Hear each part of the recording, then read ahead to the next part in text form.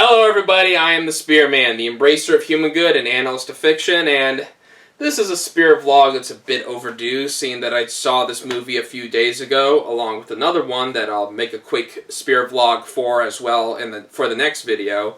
But here, let's talk about Toy Story 4, the long-awaited, yet not so look forward to sequel to the Toy Story trilogy of the 90s and 2000s. I'll say it off the bat right now, there really isn't too much to be said about this movie. I mean, it was disappointing, but it was nowhere as disappointing as I thought it was going to be, or I was afraid it was going to be. You know, I did somewhat hope. I did kind of hope that it would be on par with the other films. Toy Story 3 is the absolute best in my opinion. I think it goes all the way it needed to in comparison with the original Toy Story films of the 90s. And it really brought everything together, and to me it paved the way. It paved the way for, you know, a lot more stories in the future with Woody, Buzz, and the gang. I'm probably one. I may be in a minority. I'm probably in a bit of a minority that actually wants there to be at least a few to several more Toy Story sequels before it completely ends. You know, ones that could span at least another 20-25 years. But the way that this movie turned out was shocking, to say the least. But to summarize the problems I have with Toy Story 4 is it doesn't really feel like a big film like they're trying to make here, or that they should have made here. It just really felt like it was just another Toy Story story per se, ironically enough. Which, by the way, I really enjoyed the short films from back in the early 2010s, you know, with the Gladiator toys and the Toy Story of Terror, the Halloween special, and the Barbie Beach Vacation with Ken and all that stuff. I really liked those. I thought those were a lot of fun and well made. And ironically enough, those short films had all the supporting characters play their own special little roles. Unlike this movie, yeah, most of the supporting characters that we've come to know and love, Jessie, Rex, the Potato Heads, Slinky, and so forth, most of them literally are in one spot for like 80 to 90% of the film. Like, what the hell? Okay, I might as well get into the story now. Since I don't want to babble on about this for too long, because like I said, there really isn't too much to say. I could go on for a long time about the other films, but not about this one necessarily, which is for better or worse. But anyway, so Toy Story 4 begins with a flashback to the good old Andy days, where Bo Peep, good old Bo Peep, her sheep, and Woody worked together to rescue the good old RC from a storm drain. He was accidentally left there before, and now they got to rescue him before he becomes a lost toy. They rescue him, but almost immediately after, Bo Peep and her sheep themselves are suddenly picked up by a friend of Molly's, and Molly is totally okay with giving her away since she doesn't play with her anymore. She's like well into elementary school at this point. Sort of. I mean, I'm not sure exactly when this takes place. It says 9 years ago, but it clearly must have been at least 1 or 2 years before Andy stopped playing with his toys. But anyway, Bo and the sheep are immediately placed in a box and put in a truck, and Woody tries to rescue her, but Bo tells him right off the bat, No, it's fine, Woody. This is the way it has to be. I'm not Andy's toy anymore. I'm not even Molly's toy anymore. That's what I got out of it. She literally just said, "I'm not Andy's toy," which I don't think that was a good writing choice there, because you know she's belonged to Andy forever, and she's she's technically belonged to Molly from the beginning as well. So, which by the way, Andy looks weird. The younger Andy. I mean, I guess this was their take on trying to make him look older per se in comparison with the original two films. Like probably just before he finished elementary school and finally moved on from his toys and whatnot. I like this opening sequence, which was about 7 or 8 minutes long, I think. It's much to my shock, because it felt a lot shorter than that. Also to my shock, this is the only scene where Barbie appears in, and I don't think she has any lines. You don't hear a single Jodie Benson line whatsoever in that scene or any other scene in the movie, because I guess we're way past Barbie and Ken now. And likely, and for good reason. I mean, they have their happy ending running Sunnyside Daycare after Lotso was overthrown. Let's see here. You know something else I just realized when I got out of the theater that day? The aliens were not in the movie at all. Even though they clearly appeared in a couple of trailers for the movie. Like, where the hell were they? What was the point of having them in the trailers if you weren't going to have them at all in the movie? Or maybe I missed them. Maybe they had a silent cameo or something. I don't know. Oh well. So anyway, like I was saying, I like this opening sequence, but I felt it was a bit too short. It wasn't extensive enough to have the effects, to have the impact really settle in that they were trying to go for in this scene. But anyway, the main story starts. We have a cute little transitional sequence where transitions from Andy playing the toys one way, then playing another way, and then down to the ending of Toy Story 3, where he's giving away his toys to Bonnie, and then Bonnie starts playing them one way and this way and that. I really like the transitions here, how it transitions from one location to another, from one play fantasy to another, and all that.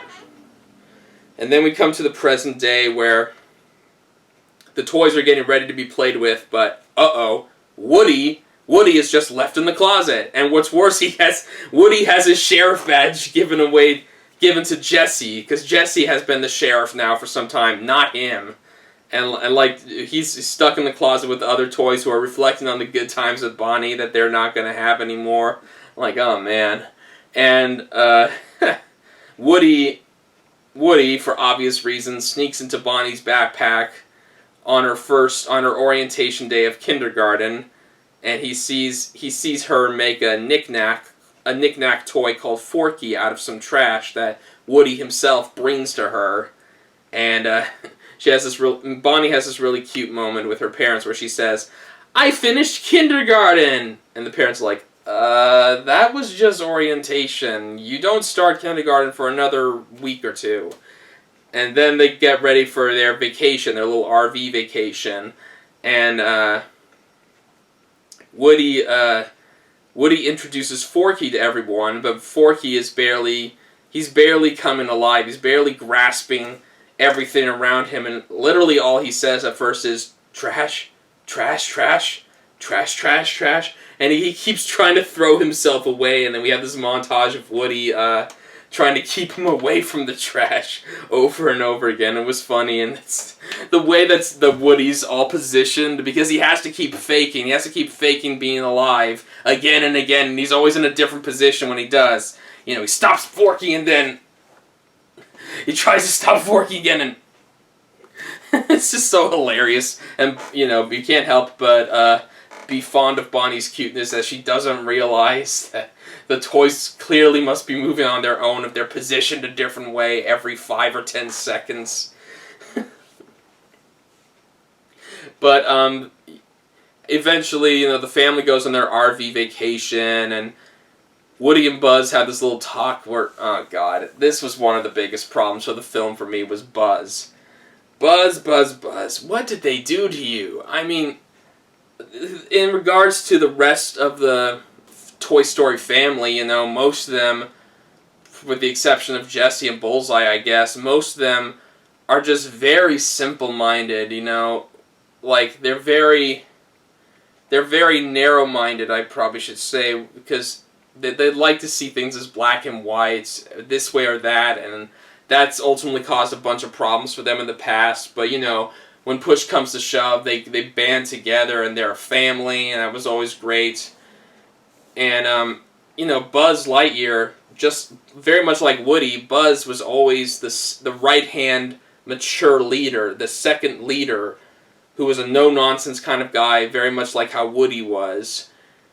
But for some reason, for some strange reason, they made Buzz just as simple-minded, narrow-minded as the rest of the Toy Story family, primarily because of conscience. Like, Woody explains that the reason why Woody is protecting Forky, keeping Forky from leaving and everything, is because of his conscience and all that. You know, your inner voice. And Buzz apparently has never ever heard of what a conscience is before, and he literally thinks it's just the voice box inside himself with all the famous Buzz Lightyear voice messages from over the years that he's listened to countless times, and he should know by now that has nothing to do with what a conscience is, let alone an inner voice. But oh my gosh, it just gets so, let's just say it gets so silly, really stupid at times. It was just not, I could understand what they were trying to go for, but it was not necessary for this movie. It would have made a lot more sense in one of the earlier films, or even a short film they could have made in the 90s that they never did, back when Buzz and Woody were still new and all. Oh well. Forky jumps out the window. Forky jumps out the window going, "Freedom!" And Woody freaks the heck out and, you know, goes after him. He finds Forky, thankfully, nearby and tells Buzz and the rest of the toy family to wait up, to wait for them, because Woody makes sure he knows exactly where the family is stopping at, where they're going, before he goes after Forky. So then he goes into the speech with Forky about being there for Bonnie, accidentally says Andy, and Forky says, "Andy?" And then seconds later, after saying some other stuff, Forky asks the simple question, "Who's Andy?" And of course, it's clear by now that Woody is still not over Andy, even though he's probably been with Bonnie, I would say, a couple of years now. I don't know. Maybe not even that long. I mean, which is another strange thing to me, because Bonnie loved the heck out of Woody when she found him, and when he was given to her from Andy, and Andy, you know, Andy had that little promise to her to look after Woody, and Bonnie just forgets about him. Bonnie just throws him aside. That's, I don't know, that feels a bit out of character, even for a little girl. That's the ironic thing here, is that Bonnie's a little girl and all. But, while going to find Bonnie's family, Woody and Forky have this long conversation about all the adventures he has with Andy and with the other toys, and then similar times he's had ever since he became Bonnie's toy. Then they come across this antique store with this special lamp, a lamp that matches the same type of doll brand or whatnot that Bo Peep was part of, and Woody assumes that Bo might be there, so he takes a bit of a detour and takes Forky inside the antique shop, and surely nothing's going to go wrong. Soon enough, they're confronted by a bunch of Slappy dummies. Let's admit it, those dummies are clearly inspired by frickin' Slappy from Goosebumps and all. They meet an antique doll named Gabby. I think is based off an actual old porcelain doll or old-fashioned doll of some sort. I'm pretty sure I've heard of her before, and it's clear right off the bat this girl is not in her right mind, and she wants to frickin' rip Woody's toy box out of him and fuse it with her own, mix it around so that her own voice box can work and she can become playable. Yeah, she's the villain of this movie, and I do really like her. I mean, I'll say off the bat, she's the weakest of the Toy Story villains. You know, the strongest definitely was Lotso, and then Stinky Pete, and then Sid going further down on the list. But I really liked what they did with this Gabby character, because they try really hard to show how insane this Gabby doll is, how insanely obsessed she is with getting played with no matter the cost. That she clearly has her own regime takeover, regime dictator hold over this antique store, very much like how Lotso had his dictatorship over Sunnyside Daycare all way back in Toy Story 3. Forky and Woody, they try to escape, and Woody, kind of being a jackass, he tricks a girl named Harmony, a young girl named Harmony, into taking him away, but leaving Forky behind in the process. I'm like, yeah, that's not going to happen. That wasn't going to happen, was it? And as Woody tries to get back to the antique store, sure enough, while he's being played with by some random kids around the playground, one of the toys that a kid plays with Woody randomly is Bo Peep. It's none other than Bo Peep herself. They have this touching reunion. Woody gets to meet the sheep again. I forget what their names were, and they made a big deal out of the sheep's names and all. And apparently they hide out in this skunk machine, this skunk traveling machine, which scares other people away. It's kind of clever. And there's this very small lady, what was her name? Mrs. Giggles, Officer Giggles or something. Giggles Mind Bits or something, who's from this like very small pocket toy from like a fast food restaurant, I guess. Because they are all the rage now when it comes to modern toys, to modern day toys, I guess. Woody has a bit of a talk with Bo. Bo explains that she's been a lost toy for 7 years now, because apparently she didn't even stay with that other girl for very long. She apparently was given up for antiques, and was in the antique store for a couple of years, and then ran away, I think, and she escaped and became lost, but it's the best thing to happen to her. And what they did with her here was undoubtedly the best they've ever done with Bo Peep, because I think a lot of people tend to forget, in the original Toy Story films of the 90s, Bo Peep barely had any screen time and didn't have that many lines or much of a character arc. She was just there to cheer up Woody when things got bad, and to cheer on Buzz when Buzz was going to save Woody and all that, and she had this flirty thing going on and off again with Woody. So here, it was much more interesting how she became her own strong woman toy or whatever, and it was great to have the voice actress back. That was definitely the same voice actress who voiced her all those years ago back in the 90s. And she said in recent interviews, she was so happy to be back and play Bo Peep once again. It's great to have her back. And Bo Peep looks a lot better. Do you remember how back in the original films, remember how unearthly pale and white she was? That was most likely because of the animation of the time. They probably didn't intend to make her look that way to begin with, but they had to do what they had to make. They had to make do with what they had at the time. Here, she looks a lot more, how do I put it? She looks a lot more, a lot better. I'll just say that. She looks a lot better, a lot more believable, a lot more relatable. I don't know. I like how a lot browner she is as compared to how white and pale she was in the old films. But anyway, Woody tells some touching stories about how Bo used to be there for Molly when Molly was little, and then they agreed to try to break into the toy store, into the antique store, but they need the help of this toy, this racer, this stuntman toy, voiced by Keanu Reeves of all people, apparently.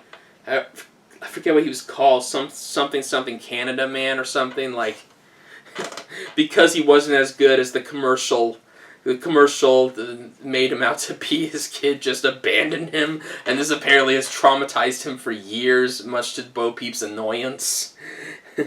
They need his help in order to get to this special case where Forky is being held prisoner, but at the same time Forky is sort of being corrupted, or at least drawn to Gabby's side, per se, when Gabby manipulates him into telling her everything about Woody and all.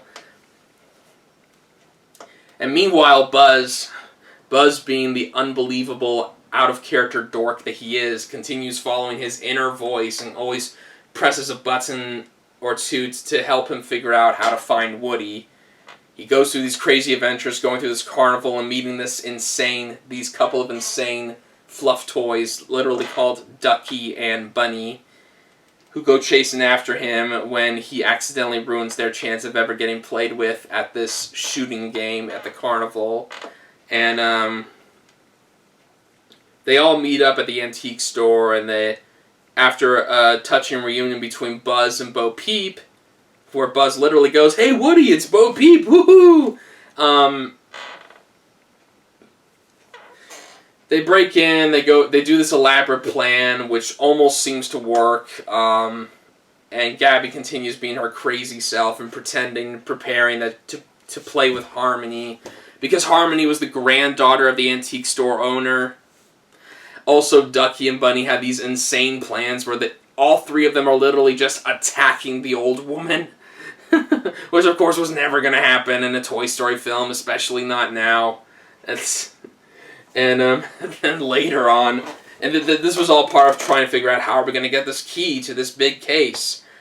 And then later on it's revealed that the only way they got the key was because the old woman had just literally put the key in front of them without realizing it, and they're like, in the present, they're literally like, it was a complicated plan.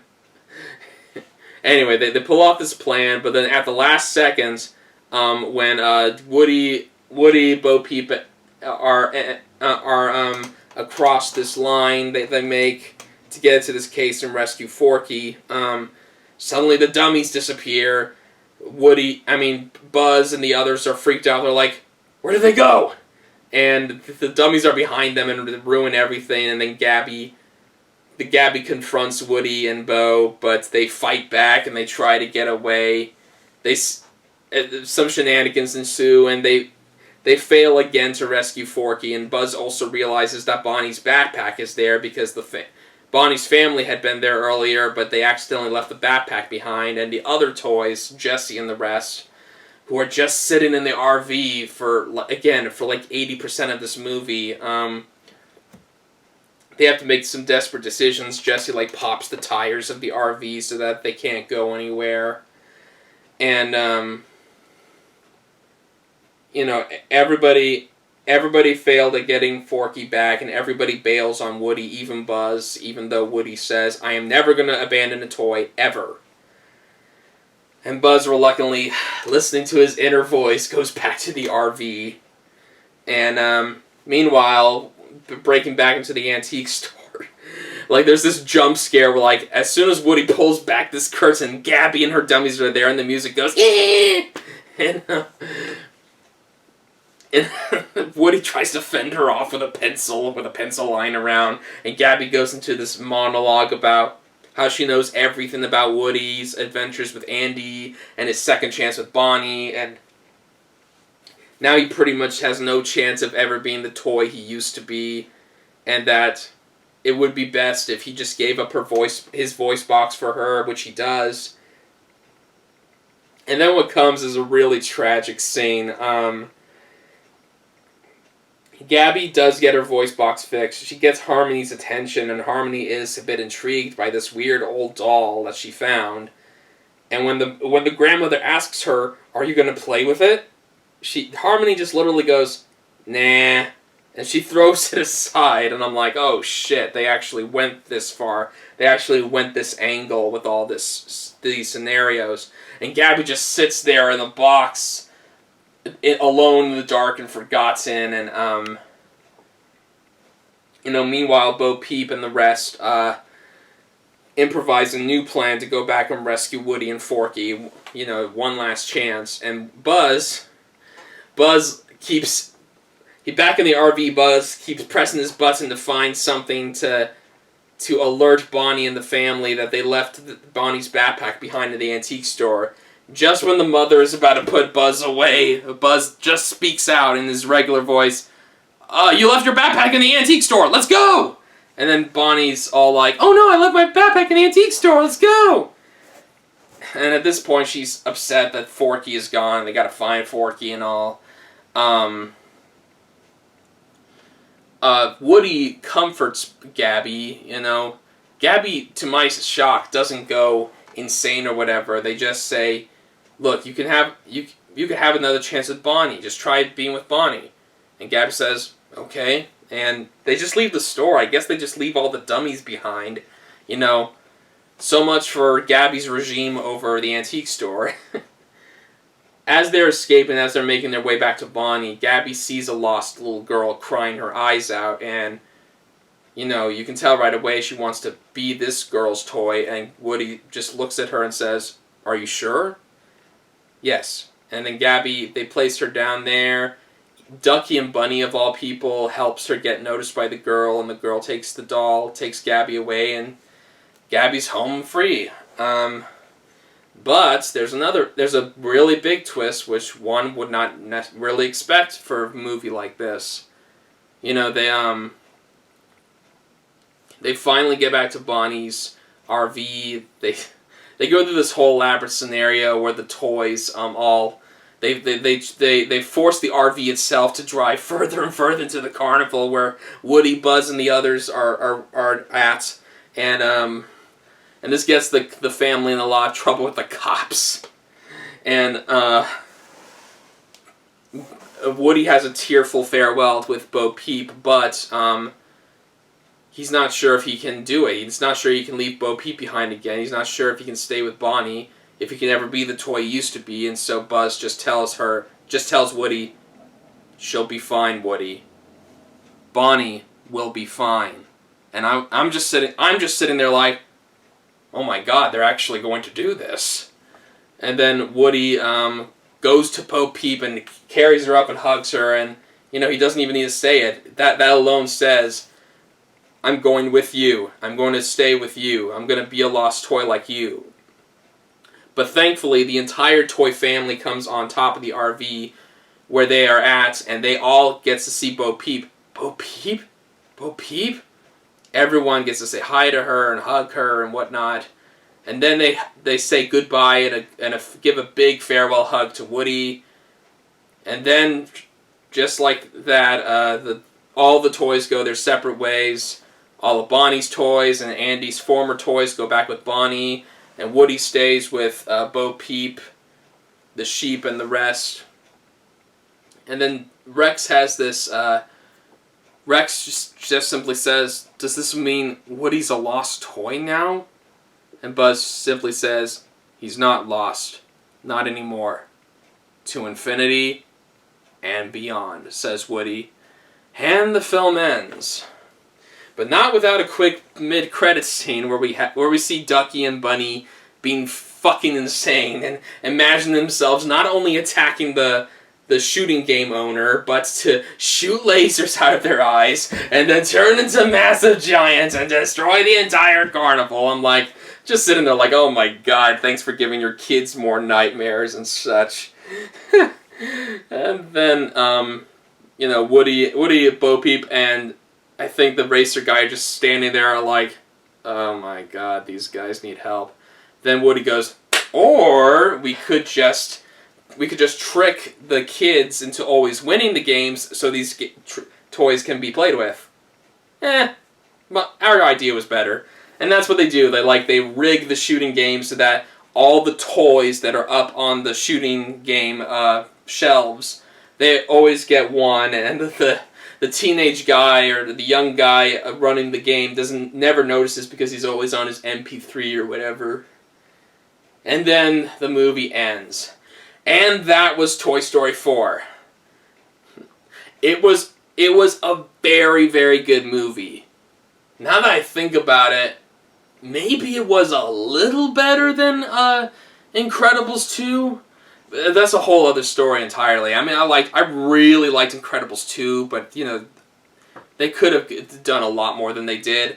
And that's kind of the same with this one. I feel like I said before, in the case of Buzz's inner voice character arc, or whatever you want to call it, it didn't feel true to his character, because he always was Woody's right-hand man, always the second no-nonsense guy when it came to dealing with situations and surviving in this world where all these living toys were existed and all. Ah, damn it! I forgot to mention the very last thing you see after the mid-credit scene with Ducky and Bunny. You see Jessie having come back from Bonnie's backpack. Having come back from Bonnie's first day of first grade. They already skipped ahead an entire year. Bonnie made another knick-knack toy, and you'd think, well, wouldn't she have made a bunch of these knick-knack toys by now? But whatever, she makes one called Knifey. I think they literally called this one Knifey, and it's a girl knick-knack toy, and Forky, falls in love with her, tells her, don't worry, we're all toys here, and I'll tell you everything. How am I alive? I don't know. Isn't that the big question we all ask about Toy Story, is why are they all alive? Oh, man. Forky, the big marketing tool they had for this movie and to trying to sell this movie and all, I really liked him. I liked how better with speech and stuff he became. He became much better with speech as he came to experience more in his little knick-knack, very vulnerable knick-knack toy life and all. I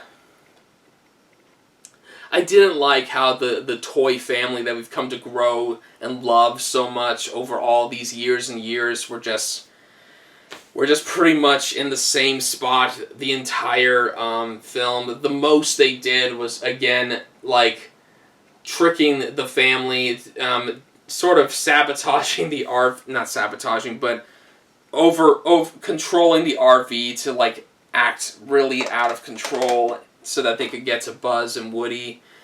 And that was about it. They had nowhere as much screen time or as much dialogue or as much of a pivotal role as they did in Toy Story 3 or the other short films. And I'm sure Disney would probably use that excuse of, oh, we didn't need to do so much with all those side characters here because we already did that in Toy Story 3 and these short films. On the one hand, I can understand that, but I just don't think they should have gone this direction with the side characters. They should have done more with them. Gabby was a really good villain. I liked what they did with her. I just wish they had fleshed out her character more in comparison with other villains. Lotso, Stinky Pete, Sid, and the rest. But, I still liked mostly what they did with her. I was a bit mixed about the whole redemption thing, especially since when it comes to female antagonists in general in movies, let alone kid films, they always seem to do this whole anti-hero thing where she didn't have any real evil reason to be evil, she just wanted to be played with, she just wanted to be found, and I just feel like that's been overdone way too much, and even so, even if they felt they had to do that with this character here, they couldn't have done a lot more with her.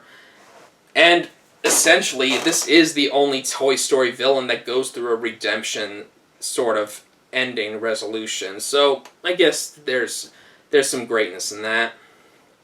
And Woody,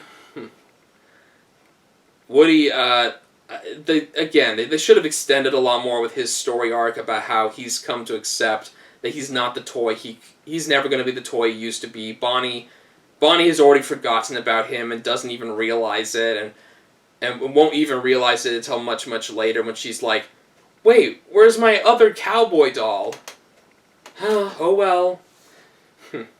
Bonnie.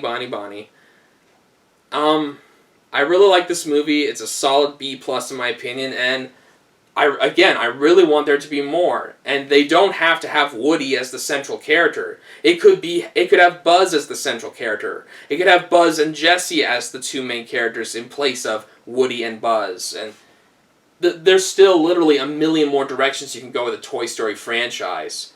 I do not agree with all those people who think you should only go a few movies and that's it. Especially with something as special as Toy Story. No. You need to go as much as you can and as necessary as you can. These movies, let alone these other franchise add-ons, do need to be produced and released at the appropriate time. They come when they need to come. And I could go on forever about how special the Toy Story franchise is to me as well as the rest of the world, but for now, all is said and done, enough said. Thanks for spending this bit of time with me about the brand new Toy Story 4. I'm sure I'll explore it again someday in the future, along with the Toy Story franchise and plenty of other Disney properties in general. And until then, I'll see you in the next vlog coming up very soon. And have a good day, everybody. Take care.